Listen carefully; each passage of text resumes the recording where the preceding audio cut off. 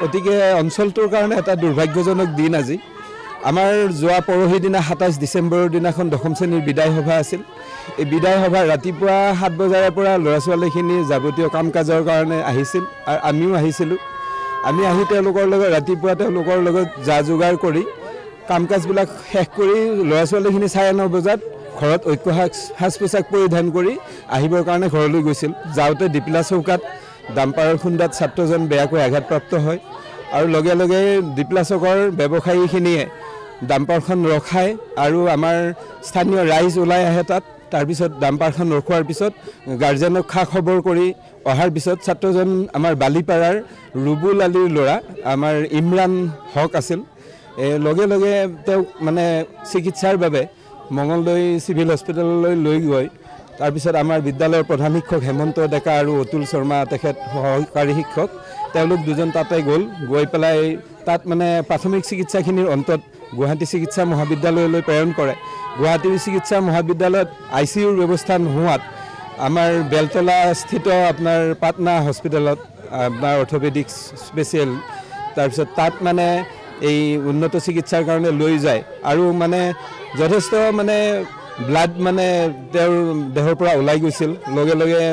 2 cc সিদিনাখন blood দিলে আৰু যোৱাকালি আমি তেওঁলোকৰ বিচাৰ খবৰ ল'বলৈ গৈছিলোঁ ষ্টাফৰ ফালৰ পৰা গৈ তেওঁলোকক আমি সাহায্য প্ৰদান কৰি আহিছোঁ আৰু তাৰপিছত আমি ভবাই নাছিলোঁ আজি এনেকুৱা ধৰণৰ এটা ঘটনা আমি শুনিম বুলি তাৰপিছত আপোনাৰ কালি তাত মানে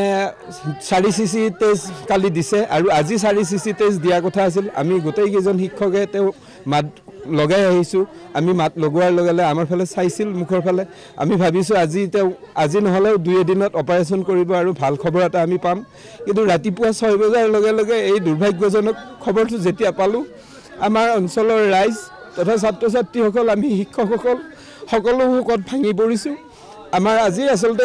এই সময়ত ক'বলৈ ভাষা নোহোৱা হৈ পৰিছে আৰু আমাৰ অঞ্চলত যাতে এনেকুৱা ধৰণৰ দুৰ্ভাগ্যজনক ঘটনা নহয় পুনৰাবৃত্তি নঘটে তাৰ কাৰণে প্ৰশাসনক যাৱতীয় ব্যৱস্থা গ্ৰহণৰ কাৰণে আমি অনুৰোধ জনাইছোঁ এই ধৰণৰ যাতে ডাম্পাৰ বালি ভৰ্তি ট্ৰাক এইবিলাক যাতে স্কুল টাইমত যাতে চলাচল নকৰে তাৰ কাৰণে প্ৰশাসনে ব্যৱস্থা লওক আৰু এনেকুৱা ধৰণৰ পুনৰাবৃত্তি ঘটনা নঘটক তাৰ কাৰণে আমি অনুৰোধ জনাইছোঁ ক'বলৈতো ভাষা নাই এনেকুৱা পৰিৱেশ মৃত্যু বুলি ক'লে যিটো অনুভৱ মানুহৰ সেইটো সকলোৰে অৱগত গতিকে আমি আমাৰ ভাষা সেই একে সীমিত হৈ গৈছে গতিকে যি ইমৰান হক সেইদিনা 27 তাৰিখৰ দিনাখন ইহঁতৰ স্কুলৰ পৰা বিদায় আছিলে বিদায় অনুষ্ঠানত ভাগ ল'বলৈ আহি গতিকে গোটেই জীৱনৰ পৰা বিদায় ল'লে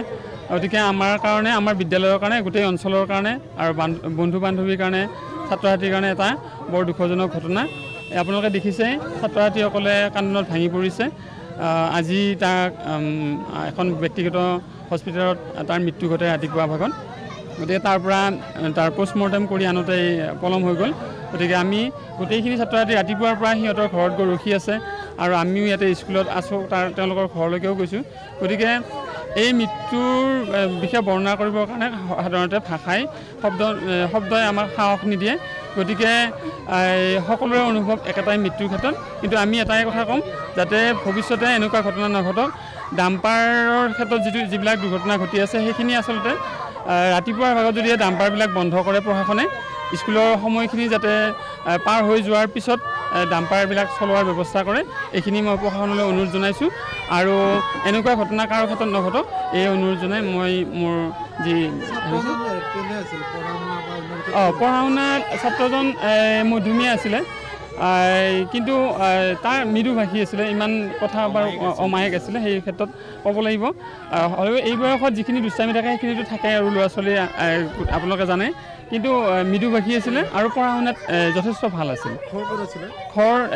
আমাৰ পৰা ইয়াৰ পৰা 1 কিলোমিটাৰ দূৰত দীপিলাৰ পৰা 1 কিলোমিটাৰ এইখিনি গাঁও কেন্দ্ৰগুৰি পৰে আমি এনে বালিপাৰা বুলি কওঁ